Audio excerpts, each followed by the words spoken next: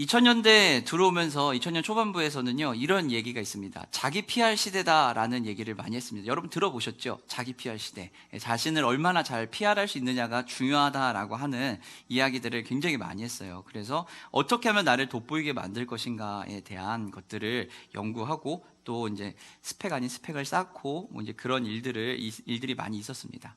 2010년도가 넘어가면서 2015년도가 넘어가면서 요즘은요, 최근에는 또 인터넷 시대가 돌변하고 온라인 시대가 들어서면서 요즘에는 자기 PR이라고 하는 말은 쓰진 않습니다. 대신 우리가 조금 더 편하게 들을 수 있는 말이죠. 지금은요. 어떤 말을 쓰냐면 나를 브랜딩한다라는 말을 합니다.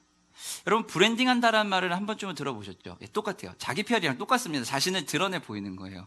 브랜딩을 한다라고 하는 것은요, 나를 브랜딩한다라고 하는 것은 나다움을 찾고 시장의 경쟁력을 가진 전략을 세우겠다라는 게 나를 브랜딩하는 겁니다. 그래서 회사마다 브랜딩을 한 그런 전략들이 있습니다. 우리가 다 아는 회사들이죠. 삼성 하면은 가전의 1등, 전자 1등이라고 하는 게 있어요. 무엇 때문에요? 여태까지 쌓아온 그 이미지와 그런 상품들을 통해서 알 수 있어요. 뭐 애플 하면은 아이폰이라고 하는 어마어마한, 그리고 애플 하면 떠오르는 게 뭐죠? 지금은 비슷비슷하지만 애플 하면 아직도 여전히 우리 머릿속에 각인된 것은 혁신이라고 하는 그것입니다. 이것이 바로 기업이 가지고 있는 브랜딩이에요. 우리들 스스로에게도 전부 그 브랜딩을 할 수 있어요. 이 브랜딩을 한다는 것은, 그럼 나를 브랜딩한다는 것은 어떤 것이냐면 개인의 독창성과 전문성, 차별점을 보여주겠다는 겁니다. 그리고 이 개인의 자율성과 독창성과 차별성을 보여줌으로 인해서 공개적인 나의 페르소나를 만드는 겁니다. 가면을 만드는 거예요. 나를 보이는 외모를, 나의 모습을, 그걸 드러내주는 것입니다. 이게 바로 나를 브랜딩하는 거예요. 관계를 맺고 할 때도 그 브랜딩한 모습을 가지고 관계를 맺는 거죠. 그래서 기업에서 강력한 브랜드를 가지고 있을 때와 마찬가지로 개인이 이런 강력한 브랜딩을 하고 있어, 브랜드를 가지고 있으면 이것 또한 개인의 능력이 되고 개인의 모습이 두드러지게 나타난다는 겁니다. 빠르게 변화하는 시대에 자신을 눈에 잘 띄게 브랜딩을 하는 것은요, 비즈니스 기회를 창출해낼 뿐만 아니라 내가 더 돋보이게 될 수 있는 겁니다. 그럼 이 브랜딩을 한다는 것은 어떤 방법을 통해서 해야 될까요? 브랜딩을 할 때 중요한 것은요, 1등이 되는 게 아니에요. 넘버원을 지향하는 게 브랜딩이 아닙니다. 1등을 지향하는 게 아니라 only one을, the only one이 되는 겁니다. 유일한 나를 보여주는 겁니다. 내 모습에서만 나타날 수 있는 그것을 보여주는 겁니다. 그것이 바로 개인의 브랜딩입니다. 개인의 지식이나 능력에 신뢰도를 부여하고 차별화해서 인지도를 향상시킬 수 있도록 만드는 것, 이것이 개인의 브랜딩이에요. 사랑하는 성도 여러분, 그렇다면 우리는, 그리스도인으로 사는 우리는요, 이 땅에서 그러면 어떻게 하면 그리스도인의 브랜딩을, 나만의 그리스도인 브랜딩을 나타내며 살아갈까요? 여러분의 모습을 통해서, 여러분의 삶의 모습에서 여러분이 그리스도인으로서 보여줄 수 있는 것, 보여주고 싶은 모습, 여러분이 느끼는 그 모습은 어떤 것이 있을까요? 오늘 에베소서에서 바울은요, 하나님은 바울을 통해서 에베소 교인들에게 하나님의 기업으로 택함 받았다라는 것을 다시 한번 이야기합니다. 오늘 본문은 1장 3절부터 14절까지를 한 묶음으로 봤을 때 앞부분에서 나온 이야기에 대한 또 다른 반사와 같이 비슷한 반복적인 이야기를 합니다. 하지만 조금 더 깊이 있고 조금 더 다른 부분을 각오를 하고 있는데요, 오늘 하나님께서 우리에게 주시는 것은 에베소 교인에게 주신 것 마찬가지로 우리가 하나님의 기업으로 선택받았다라는 겁니다. 우리가 하나님의 자녀로 선택을 받았다, 여기에서 시작한다는 겁니다. 우리가 하나님의 선택을 받았다는 것은 내가 어떤 것을 노력해서, 내가 하고 싶어서, 내가 하기 싫어서, 내가 원해서가 아니라 그냥 하나님이 주권적으로 삼으시고 우리를 선택하셨다는 겁니다. 기사 윌리엄이라고 하는 영화가 있습니다. 중세시대에 이제 기사들의 모습을 나타내는 그린 영화인데요, 이 영화의 주 내용은 뭐냐면 마상창 시합을 하는 이야기입니다. 주스토라고 불리는 그 마창 시합을 하는 건데, 중세시대에 이 마창 시합은 누구만 할 수 있냐면요, 기사들만 할 수 있습니다. 기사에 자기가 있는 사람들만이, 귀족들만이 누릴 수 있는 경기가 바로 이 마창 시합이었어요. 그런데 이 윌리엄이라고 하는 노예 신분의 한 청년이 있는데, 이 청년이 몰랐는데 자신이 이 마창 시합에 굉장한 실력이 있는 것을 알게 된 거예요. 그래서 이 마창 시합이 있을 때 몰래 가짜 신분을 하나 가져와 가지고서는 시합에 나갑니다. 시합에 나가서 어떻게 됐을까요? 승승장구를 하는 거예요. 어마어마하죠. 이제 가짜 신분을 가지고 나가가지고 하니까 막 어마어마하게 하는 겁니다. 근데 사람들이, 귀족들이 봤을 때 처음 보는 신분의 사람인데 이 사람이 나타나가지고 잘하는 게 너무 신기한 거예요. 처음에 막 환호하고 하다가 항상 그러다 보면 누가 나타나죠? 그걸 마음에 들지 않는 사람이 나타납니다. 그래서 그 사람 파기 시작합니다. 도대체 이 윌리엄이라고 하는 이 사람이 어디에서 나타났을까 하고 막 파고 또 파고 막 뒷조사를 막 했어요. 그랬더니 알고 봤더니 이 윌리엄이 기사가 아니라 노예라는 것을 발견을 합니다. 그리고 그것이 드러나서 이 윌리엄이 죽음의 위기에 처하게 됩니다. 단두대에 올라가서 죽기 직전에 있는 상황이었어요. 사람들이 분노합니다. 어떻게 우리를 속이냐? 귀족들은 나와서 죽여야 된다고 막 얘기를 해요. 그러고 있을 때 이 윌리엄은 한마디예요. 나는 그냥 마창 시합이 좋아서 즐거워서 한 것밖에 없다. 내가 뭐 얼마나 큰 것을 하냐 막 하면서 이제 살려달라고 하는 이야기도 하면서 뭐 이야기가 쭉 흘러갑니다. 그런 상황이 됐을 때, 죽음의 직전에 몰려 있을 때 왕이, 에드워드 왕자가 쫙 하고 등장을 합니다. 멋진 풍모를 가지고 등장을 해가지고서는 윌리엄을 풀어주라고 그러고서는 윌리엄 보고 무릎을 꿇으라고 합니다. 무릎을 꿇으라고 하거든요. 칼을 쫙 뽑더니 사람들이 생각을 했어요. 칼로 직접 죽이려나? 이 생각을 했는데 이 왕이 그 자리에서 윌리엄에게 자기를 수여해버리는 거예요. 3번을 통해서. 이제는 이 윌리엄은 기사의 자기를 받은 겁니다. 윌리엄은 자기가 받고 싶은 마음 너무 간절했지만 방법이 없었어요. 받고 싶은 마음 너무 간절했지만 방법이 없었고 실력이 탁월해도 받을 수가 없었어요. 하지만 왕이 나타나가지고 기사의 자기를 수여하는 순간 모든 게 끝나버린 겁니다. 우리를 하나님 나라 자녀 삼으시고 기업을 삼으신 것은 이와 똑같은 은혜가 있었던 겁니다. 하나님이 우리를 택해서 그냥 삼아주신 겁니다. 하나님이 우리를 그냥 택해서 삼아주신 거. 그렇기 때문에 하나님께서 어떤 마음이시고 하나님이 어떤 분인지가 중요해요. 누가 나를 택했냐에 따라서 우리의 신분이 달라지거든요. 하나님이 우리를 택했다는 겁니다. 그 하나님이 어떤 분일까요? 그의 뜻대로 결정하시고 그의 뜻대로 계획하시고 완벽한 계획과 완벽한 플랜을 짜고서는 완벽한 모습으로 그것을 하시는 분이 바로 하나님이시거든요. 하나님께서는 그의 뜻대로 원하시는 대로 역사하시는 분이에요. 그렇기 때문에 하나님은 그 마음에 강력한 열망과 소망을 가지고 하나님 백성을 택하시는 겁니다. 실패가 있을 수 없는 일이거든요. 하나님이 한번 택했다는 것은 그것만으로 끝난 사건일 뿐만 아니라 하나님이 택했다라는 것은 완벽하다는 증거입니다.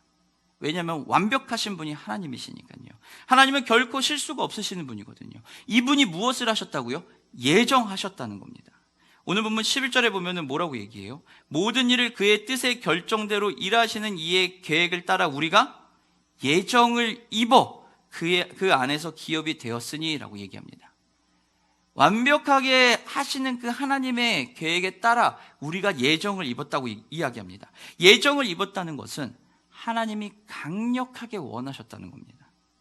예정을 입었다는 것은 하나님이 그냥 랜덤 뽑기 상태에서 툭 뽑았던 게 아니라 철저하게 계획하시고 그 안에 어떤 것이 필요한지 판단하시고 심사숙고해서 택하신 작업, 그 작업이 예정이에요.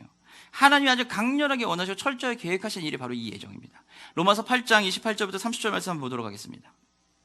우리가 알거니와 하나님을 사랑하는 자 곧 그의 뜻대로 부르심을 입은 자들에게는 모든 것이 합력하여 선을 이루느니라. 하나님이 미리 하신 자들을 또한 그 아들의 형상을 본받게 하기 위하여 미리 정하셨으니 이는 그로 많은 형제 중에서 맏아들이 되게 하려 하심이니라. 또 미리 정하신 그들을 또한 부르시고 부르신 그들을 또한 의롭다 하시고 의롭다 하신 그들을 또한 영화롭게 하셨느니라. 아멘. 로마서 8장에서도 바울을 통해서 하나님이 이야기하신 것이 하나님께서 사랑을 가지고 완벽한 계획 속에서 택하시고 예정하셨다는 겁니다. 그 예정하신 것이 끝나는 것이 아니라 어떻게 하셨다고요? 하나님의 형상을 본받게 하고 그리고 의롭다 칭해 주셔서 하나님의 일들을 잘 감당하고 함께 걸어갈 수 있게 만들어 주셨다는 겁니다. 그의 뜻대로 계획을 했다는 것은요, 그의 마음이 원하는 대로 하셨다는 이야기입니다.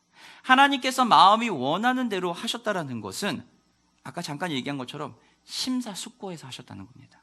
그냥 지나가다가 그냥 이거 한번 해볼까 하고서 심심하니까 한번 해보자 이런 게 아니라 이거 하면 좋을 것 같은데 한번 해봐 이런 느낌이 아니라 정말 이것을 하는 것이 무엇인지에 대해서 심사숙고하고 고려하고 판단하고 모든 것을 염려해 본 후에 모든 계획을 다 짜보고 오류가 일어날 것이 무엇인지까지 다 해본 후에 그리고 나서 한 것이 바로 마음이 원하는 대로 그의 계획의 뜻대로 하신 거예요. 이것이 바로 심사숙고해서 철저하게 계획하셔서 하신 일이라는 겁니다. 그렇기 때문에 이 하나님이 하신 그의 뜻의 일에는요, 하나님의 사랑이 심겨져 있어요. 우리가 택함을 받았다는 것만으로도 우리 안에는 하나님의 그 사랑이 심겨져 있다는 겁니다. 우리가 하나님의 사랑이 우리 안에 심겨졌기 때문에 우리는 그 은혜가 결코 우리 안에 헛되지 않다라는 것을 알고 그리고 그 은혜로 살아가는 것이 얼마나 소중한지를 깨달을 수 있는 겁니다. 고린도전서 15장 10절입니다. 그러나 내가 나 된 것은 하나님의 은혜로 된 것이니 내게 주신 그의 은혜가 헛되지 아니하며 내가 모든 사도보다 더 많이 수고하였으나 내가 한 것이 아니요 오직 나와 함께 하신 하나님의 은혜로다. 바울이 고백할 수 있었던 최고의 고백은 이거예요. 내가 나 된 것은 하나님의 은혜였다. 내가 이 자리에서 있는 것도 하나님의 은혜고 또 부름받은 것도 은혜고 내가 이 사역을 감당하는 것도 은혜다. 근데 이것이 얼마나 큰 은혜냐면 사도 중에서도 가장 작고 가장 볼품없고 연약한 나를 하나님이 택해 주셨다. 그리고 나에게 더 많은 수고하였고 내가 더 많은 것을 할 수 있게 하셨다라고 바울은 고백한 것입니다. 하나님의 기업이 되었다는 것은 하나님의 예정하심을 통해서 우리가 받았다는 겁니다. 기업이 되었다, 선택받았다, 예정받았다는 것은 하나님의 사랑이 심겨졌다는 것이에요. 이것은 다시 이야기하면은 우리가 하나님과의 교제권 안에 들어가 있다는 것입니다. 하나님의 그 놀라운 사랑의 교제권 안에 들어간 겁니다. 우리가 어떤 사람이 마음에 든다고 해서 좀 유명하고 또 나한테 이득이 될 것 같은 사람이 있다고 해서 우리가 그 사람한테 무작정 달려가 가지고서는 저랑 같이 이야기하고 저와 좀 이렇게 만남을 가지시죠 라고 얘기할 수 있을까요? 없죠. 어떻게 그러겠습니까? 말이 안 된단 말이에요. 그건 있을 수가 없습니다. 그러면은 그 사람과의 관계를 맺기 위해서 우리는 어떻게 할까요? 정말 그 사람이 필요하다면 우리는 여러 가지 방법을 동원해 가지고 그 사람과 만날 수 있는 환경을 조성할 것입니다. 그리고 그 사람을 아는 사람과 다 동원을 해서 이렇게 환경을 만들어 가지고 그 사람과 만날 수 있는 자리를 갈 것이에요. 그때 우리는 교제권 안에 들어가는 겁니다. 그러나 그 기회를 가졌다고 해서 우리가 그 사람과의 친밀한 교제를 하거나 그런 관계를 맺을 수 있는 거 아니에요. 무엇이죠? 기회만 얻은 거예요. 기회만 얻은 겁니다. 그리고 그 사람과 대화를 통해서 내가 진짜 그 사람과의 그런 교제를 만들어갈 수 있는 겁니다. 이것을 하기 위해서 우리는 어떻게 해요? 엄청나게 많은 노력과 에너지를 들여야 돼요. 이건 너무 많은 에너지를 들여야 되고 너무 많은 노력을 해야 되고 내가 가지고 와서 다 어쩌면 내가 가진 모든 것을 들어서 다 투자를 해야지만 가능할 수도 있을 거예요. 그런데 오늘 하나님은 우리에게 어떻게 해요? 우리가 아무것도 안 해도 가만히 있기만 하면 우리를 그 하나님의 교제권 자리로 불러오신 거예요. 우리가 무엇을 잘해서가 아니에요. 탁월하게 능력이 좋아서, 스펙이 좋아서, 능력치가 있고 어떤 운이 좋아서 이게 아니라 그냥 하나님이 우리를 들어가지고서는 하나님 자녀로 만들어 놓으신 겁니다. 그리고 여기서 끝나는 것이 아니라 하나님과 개인적인 친밀한 관계를 가질 수 있도록, 영적 관계를 가질 수 있도록 하신 겁니다. 그리고 이것이 바로 무엇이라고요? 하나님이 예정하시고 하나님이 이전부터 계획하신 겁니다. 우리는 사실 한 게 아무것도 없어요. 우리는 하나님 부르시면 그냥 반응한 게 다입니다. 그런데 하나님은 이 일을 하기 위해서 모든 것을 준비하시고 어마어마한 에너지를 들이시고 자기 모든 것을 내어놓으신 겁니다. 자녀를 출산이 앞두거나 하면은 자녀들을 우리 어떻게 하죠? 자녀를 맞이하기 위해서 아기 방도 꾸미고 하면서 이것저것 준비를 하잖아요. 아이가 왔을 때 잘 지낼 수 있도록. 마찬가지예요. 하나님께서 이 작업을 뱃속에서 10달 동안 태아가 있으면서 부모가 그것을 준비하는 것보다 더 큰 에너지와 더 많은 노력을 가지고 우리를 택하시기 전까지 준비를 하신 겁니다. 그리고 택하시고 그 자리에 놓는 순간 우리는 지금까지 준비하신 하나님의 그 모든 것들을 다 누리게 되는 겁니다. 이것이 바로 무엇이라고요? 하나님이 전부터 바라시던 거라는 겁니다. 우리를 자녀 삼으시고 우리와 함께 하시겠다는 하나님의 강렬한 소망과 사랑이 들어가 있는 겁니다. 근데 이것을 우리가 알려면 그리스도 안에 있어야 되는 겁니다. 그 안에 무엇이 있으니까요? 생명이 있기 때문입니다. 요한복음 14장 6절입니다. 요한복음 14장 6절에 보면은 예수께서 이르시되 내가 곧 길이요 진리요 생명이니 나로 말미암지 않고는 아버지께로 올 자가 없느니라 라고 예수님께서 이야기하십니다. 내가 곧 길이요 진리요 생명이니 나로 말미암지 않고는 누구도 올 수 없다. 예수님이 이야기하신 것은 딱 하나예요. 내 안에서 나를 통해서 하나님 안의 모든 것을 누리자라는 겁니다. 그리스도와 연합이 되었을 때 여러분은 여러분을 향한 하나님의 놀라운 계획을 깨닫게 됩니다. 그 안에 사랑의 그 자리에 들어가 있다는 것을 인지하는 그 순간부터 하나님의 놀라운 계획과 하나님의 놀라운 사랑을 알게 됩니다. 하나님의 놀라운 계획과 사랑을 깨닫는 그 순간, 그렇게 되면 우리는 이제 하나님의 말씀과 성령에 붙들려 살아갈 수 있게 됩니다. 성령과 말씀을 살아간다는 것이 우리가 해야 되는 일이에요. 근데 이것이 어디에 있다고요? 그리스도 안에 있다는 겁니다. 근데 여러분, 우리가 하나님의 자녀로 살아간다는 것을 우리는 다 알지만, 그것이 얼마나 축복받은 것인지 알지만 실제 생활에서는 사실 그게 잘 느껴지지가 않잖아요. 그리고 내가 진짜 잘하고 있나 잘못하고 있나 의심이 되기도 하고 고민이 되는 순간들이 있단 말이에요. 그렇잖아요. 저는 되게 많았거든요. 그러면 이럴 때마다 우리는 어떻게 하면은 하나님 자녀라는 것을 더 확실하게 알 수 있을까요? 우리는 어떻게 하면 이 땅에서 하나님이 우리에게 주신 것들을 온전히 다 누리고 있다라는 것을, 누리며 살아갈 수 있는 능력이 있다는 것을 알 수 있을까요? 우리가 그걸 알 수 있는 방법은 무엇일까요? 우리는 우리에게 방법으로 노력을 해요. 열심히 해요. 어떤 것을 하죠? 기도도 열심히 하고, 예배도 열심히 나오고, 봉사도 열심히 하고, 그리고 사회적으로도 생활적인 부분도 열심히 하고, 뭐 다 열심히 합니다. 열심히 하면 되는 것 같으니까요. 최선을 다해서 합니다. 노력을 합니다. 그런데 그런다고 해도 우리 안에 채워지는 게 없을 수도 있거든요. 의심이 늘 들거든요. 하나님은 그럼 이 상황에서 우리를 그냥 내비두실까요? 하나님은 이 상황에서 우리가 그냥 그런 걸 못 느끼고 살아가도록 내비두실까요? 아니요. 하나님은 이것을 너무 잘 아시기 때문에 우리가 그런 상황에서 그것을 알 수 있는 장치를 마련해 주셨어요. 그것이 바로 인치신다는 겁니다. 성령의 인을 쳐주셨다는 거, 우리가 하나님의 의로운 사람이라고 성령의 인을 쳐주셨다는 것, 보증해 주셨다는 것, 그것이 바로 우리에게 사인이에요. 하나님께서 우리의 보증이, 성령이 우리의 보증이 되어주셨다는 것은 우리의 소유권이 하나님의 있음을 상징적으로 보여주는 사건인 것입니다. 우리가 하나님의 소유에 있다는 겁니다. 우리의, 그리고 모든 것에 충전되어지고 모든 소스들이, 원천이 하나님께로부터 온다라는 것을 확실하게 알 수 있는 것이 바로 이 보증이에요. 성령이 우리를 보증하셨다라는 것 자체가 우리가 하나님의 자녀로 이 땅에서 충분히 행복하게 살아가고 하나님의 자녀로서 모든 걸 누릴 수 있다는 증거예요. 약속의 성령으로 인쳐주셨다는 것은 바로 우리가 하나님의 자녀로 삼으셨다는 것을 알려주는 겁니다. 그럼 이것을 언제까지 해주실까요? 마지막 날까지 해주신다는 겁니다. 자, 근데 이렇게만 얘기하면은 감흥이 없어요. 왜냐하면 머릿속에 우리 다 들어와 있는 얘기거든요. 제가 바꿔서 설명을 해드릴게요. 우리가 누군가와 채무를 지었습니다. 만약에 제가 만약에 누군가와 다른 사람과 이렇게 채무 관계가 된 거예요.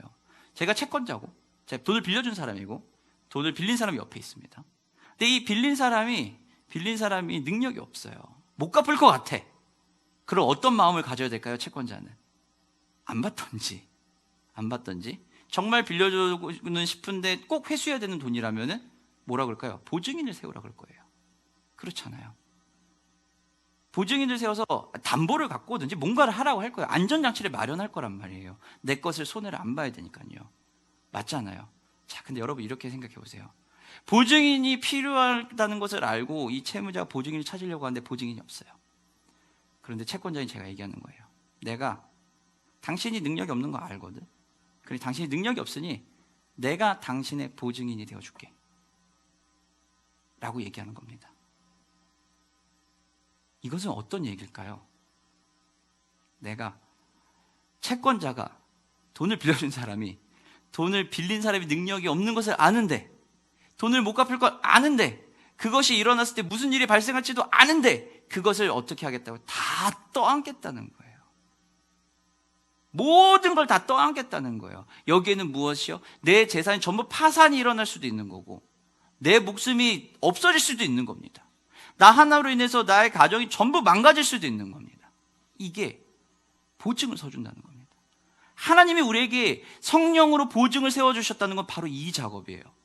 우리가 하나님의 사람으로 삶을 살아가는 데 있어서 실수하고 넘어지고 연약해서 못 따라가는 것이 있고 뭔가 문제가 생길 수 있습니다. 그럴 때마다 모든 책임을 누가 지시겠다고요? 하나님이 직접 지시겠다는 거예요.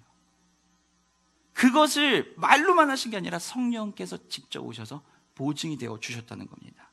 기업의 보증이 되었다라는 것은 성령이 내 삶에 보증을 해주시는 거고 성령이 내 삶에서 그것을 할 수 있게 만들어 주시는 거예요. 그래서 마지막 그날까지, 마지막 주님 앞에 가는 그 순간까지 내 삶이 어떻든 하나님께서 그것을 커버해 주시고 막아주시고 품어주시겠다라고 우리에게 약속하시는 겁니다.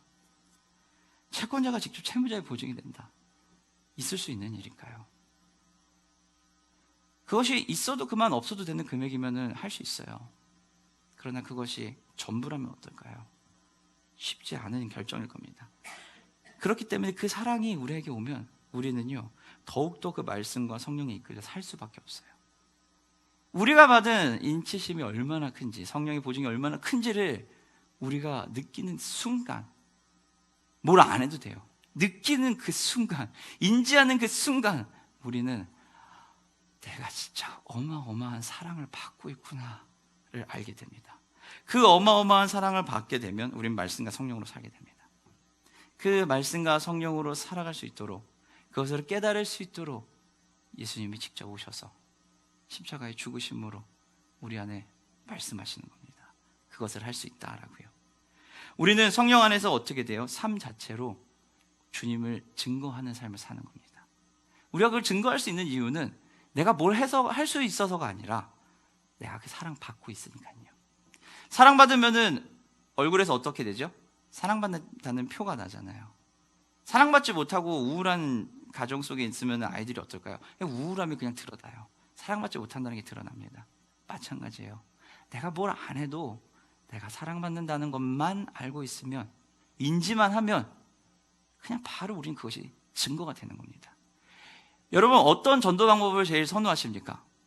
직접 만나가지고서는 앉아보세요, 잠깐 얘기 좀 하죠, 이렇게 하는 노방전도 하면서 1대1로 앉아서 이렇게 하는 것이 좋으십니까? 아니면 내가 생활하는 그 내 모습을 보고 당신은 어떻게 해서 그렇게 잘하십니까?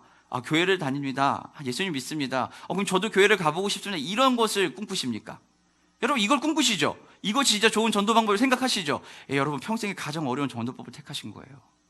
얼마나 어려운데요. 근데 이것이 가능한 게 바로 무엇이라고요? 내가 사랑받는다는 걸 인지만 하면 돼요. 이게 쉽지 않은 일이거든요. 굉장히 어려운 작업이에요. 그러나 이것이 가능한 것은 딱 하나, 내가 하나님의 사랑을 받고 있다, 하나님의 은혜 안에 있는 자구나라는 것을 깨닫는 겁니다. 이것이 우리가 못하는 일이 아니에요. 왜냐하면 우리는 어떤 자니까요? 그리스도 안에서 지혜와 총명이 가득한 자이기 때문에 그렇습니다. 지혜와 총명이 가득한 것은 하나님이 하실 일을 알고 그 가치를 알기 때문에 그래요. 그 가치를 알고 있기 때문에 결코 방종할 수 없어요. 결코 내 마음대로 할 수 있는 게 아니에요. 내가 얼마나 사랑받는지 아니까요. 나에게 어떤 일이 벌어진지를 알기 때문에 방종할 수가 없습니다. 혹여라도 내가 잠깐 삐끗하고 나갔다 온다 할지라도 우리는 다시 돌아올 수밖에 없습니다. 왜냐하면 내가 받은 사랑이 어떤지 그 가치를 알기 때문에 그렇다는 거예요. 그러한 삶의 자세로 우리는 삶을 살아가는 거예요. 그러한 삶의 자세로 우리는 그것을 살고 주님을 증거하며 가는 겁니다. 내가 하나님의 자녀다, 내가 하나님의 기업이다라는 겁니다. 기업은 어떤 것이냐면 분깃이라고 얘기를 해요. 기업을 받다라고 할 때 당시 쓰던 언어인 헬라어에 보면은 클레오라고 하는 단어를 씁니다. 이 클레오라고 하는 단어는 어떤 의미를, 클레루라고 하는 단어인데, 이 클레루라고 하는 단어는 뭐냐면은 뽑는다는 겁니다. 뽑기, 제비 뽑기 하듯이 할 때는 이 뽑기예요. 하나님의 기업을 상속받았다는 것은 뽑기에서 뽑혔다라는 거거든요. 이렇게 얘기하면 우리의 입장에서는 그게 뭐 완전 운인데 이렇게 생각할 수 있어요. 근데 여러분, 유대인들의 입장에서 당시에 이 사람들은 이 클레루라고 하는 단어를 딱 들은 순간 무엇이 연상이 되냐면은, 하나님께서 구약의 역사에서, 이스라엘 역사에서 이스라엘 백성들에게 분깃을 나눠줄 때, 하나님의 유업을 나눠줄 때 어떻게 하셨죠? 뽑았잖아요. 뽑기를 했단 말이에요. 그 가나안 땅에 12지파에게 나눠줄 때도 어떻게 해요? 뽑기를 했고, 선발로 전투를 나가야 되는 사람이 누구누구 나갈 때 뽑기를 해가지고 갔거든요. 뽑았다라고 하는 것을 듣는 순간 이스라엘 백성들이 딱 떠오르는 건 그거예요. 하나님의 것을 내가 할당받았다가 되는 겁니다. 내가 하나님의 것을 받았구나. 그것이 바로 뽑혔다는 겁니다. 기업이 됐다는 것은 바로 그것이에요. 하나님이 특별히 나를 뽑으셨다, 나를 택하셨다라는 이야기입니다. 이것을 확실하게 알려주셨다는 겁니다. 이것을 확실하게 알려주시고 이 의미를 알려주셨기 때문에, 그 가치를 알기 때문에 이제 우리는 그 가치 있는 삶을 사는 거예요. 그것이 바로 어떤 것입니까? 영광의 찬송이 되는 것입니다. 영광의 찬송이 되는 것, 그것은 우리가 단지 찬양하는 것에서 끝나는 게 아닙니다. 하나님 당신을 찬양합니다, 주님이 하신 것을 감사합니다로 끝나는 것이 아니라 내 삶의 모습 그 자체가 찬양이 되고, 내 삶의 모든 것이 하나님의 영광 돌리며 찬미를 돌리는 겁니다. 그럼 내가 만나는 사람과의 관계에서도 하나님께 영광을 돌리는 것이고, 내 말 한마디를 통해서도 하나님께 영광을 돌리는 겁니다. 이것이 하나님의 영광의 찬미를 하는 우리의 모습이에요. 이것이 바로 우리의 삶입니다.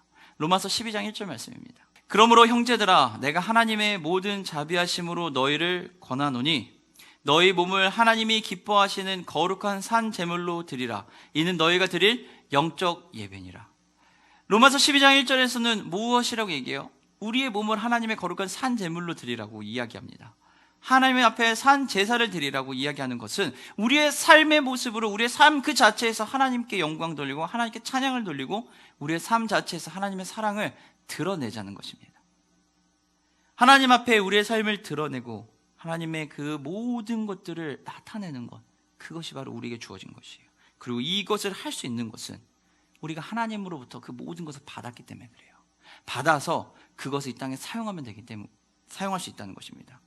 하나님께서 우리를 구원하시고 그 구원하셔서 우리가 삶을 살 수 있도록 준비해 놓으신 그 모든 것들, 이것을 우리에게 다 주시고 그리고 그것을 할 수 있게 하신 겁니다. 그 확실한 증표가 예수 그리스도의 십자가에서 죽으신 사건이에요. 우리를 살리기 위해서 죽으신 그 사건, 그것이 바로 하나님 보여주신 겁니다. 하지만 여전히 우리는 그것이 쉽지는 않아요. 우리가 살고 있는 세상을, 우리의 삶의 자리를 한번 살펴보죠. 우리의 삶의 자리는 어떨까요? 끊임없이 우리에게 무엇을 요구하죠? 증명할 것을 요구합니다. 너다움을 증명해라, 너답게 살아, 너가 좋아하는 일을 해, 당신이 원하는 것을 하십시오 라고 하는데, 그 이야기 속에는 당신의 그 방법을 증명해서 살아가십시오 라는 겁니다. 끊임없이 우리에게 증명을 요구해요. 무엇을 잘하는지, 당신이 인정받고 싶으면, 칭찬받고 싶으면 증명해내십시오 라는 것이 우리가 지금 살고 있는 세상의 삶입니다. 증명을 하는 것이 나쁜 것은 아닙니다. 하지만 여기에만 매달려 있으면은 내가 그것을 하고 싶은 마음이 들어요. 그러나 내 힘으로 그것을 할 수 없다는 것을 우리는 깨닫게 되는 순간 나의 연약함이 뼈저리게 느껴집니다. 그럼 어떻게 될까요? 밑으로 곤두박질 칠 거예요. 밑으로 곤두박질 치게 될 수밖에 없다는 것입니다. 새가 날기 위해서 또는 우리가 위로 올라가기 위해서 날개짓을 할 겁니다. 근데 제 발밑을 보지 못하고 위만 보고 달리면은요, 무슨 일이 벌어질까요? 받칠 데가 없다는 것을 인지하지 못하기 때문에 올라가다가 한계에 부딪히는 순간 우리는 저 밑으로 추락하게 돼요. 내 발밑을 보지 못하고 날개가 자라지도 못했는데 하늘을 날겠답시고 막 날개짓을 하면서 올라가는 것은요, 내 발 닿는 것이 없는 것을 아는 그 순간 우리는 추락할 수밖에 없는 겁니다. 나의 연약함을 깨닫는 것은요, 내 발밑에 아무것도 없다가 아니라 내 발밑에 내가 기댈 곳이 있고 쓸 수 있는 토대가 있다는 것을 깨닫는 것입니다. 이 토대 위에 여러분의 삶을 이뤄가는 것입니다. 내 삶이 소중한 것은요, 무엇을 잘해서가 아니라 내가 은혜 받았기 때문입니다.